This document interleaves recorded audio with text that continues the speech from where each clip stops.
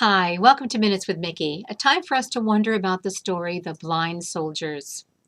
I love this story because there's so many elements that we have to wonder about. The first thing I noticed is that you have the Syrian army being defeated constantly by Israel. Um, Elisha kept giving the secrets away. So the first question is, how is it that Elisha is so in tune with the Lord that he is being given these secrets? Why is it that God is so protective of Israel at this point in time when we know that Israel's kings prior to this point in time were so evil? We have, Jezebel and Ahab's sons and, horrible evil kings going on. But right now, at this point, God is protecting Israel for some reason. And I'd love to know who's the king, what's going on at this point. The other thing that I wondered about is we had previously just heard the story about Naaman, who was given by God the ability to lead Syria into victories. And now, this same Syria, the king of Aram, is going up against Israel and is being defeated constantly by Israel through God. So, God's going to do what God's going to do. And it's just really interesting to see this. We have the story of Naaman, and now we have this happening.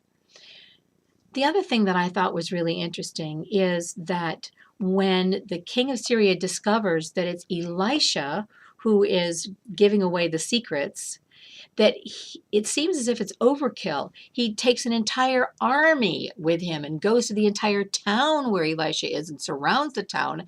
Did he forget that this is the same Elisha who healed his servant Naaman?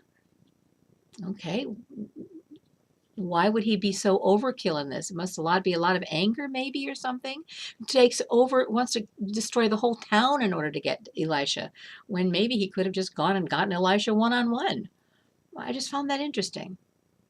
The other thing I thought was really interesting was that Elisha's servant is not named. We had Gehazi named quite a bit, and we know that Gehazi ended up with leprosy and is no longer the servant, but now we have Elisha has a new servant, and he's not named.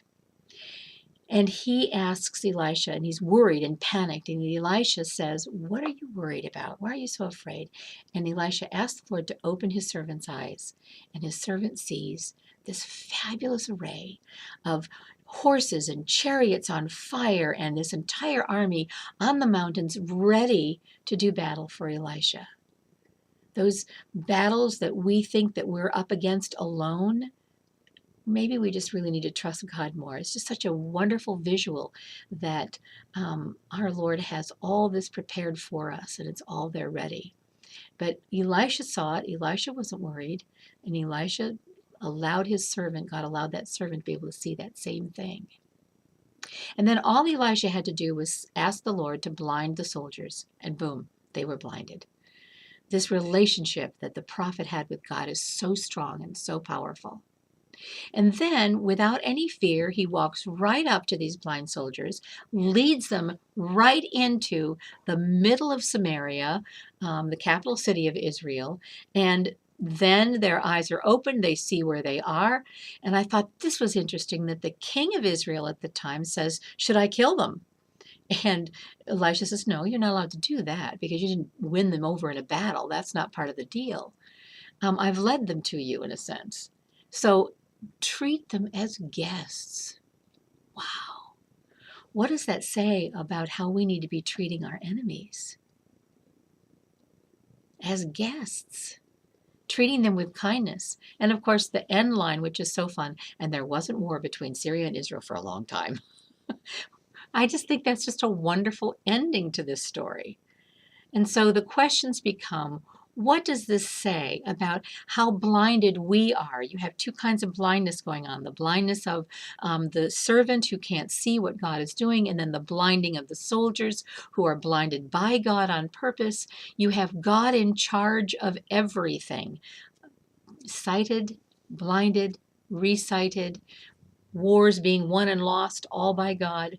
And then you have, how is it that we should be treating our enemies? Maybe if we opened the doors and were more gracious to those who have hurt us instead of wanting to destroy them, maybe it would just be better and there wouldn't be war in our own hearts and with our own relationships.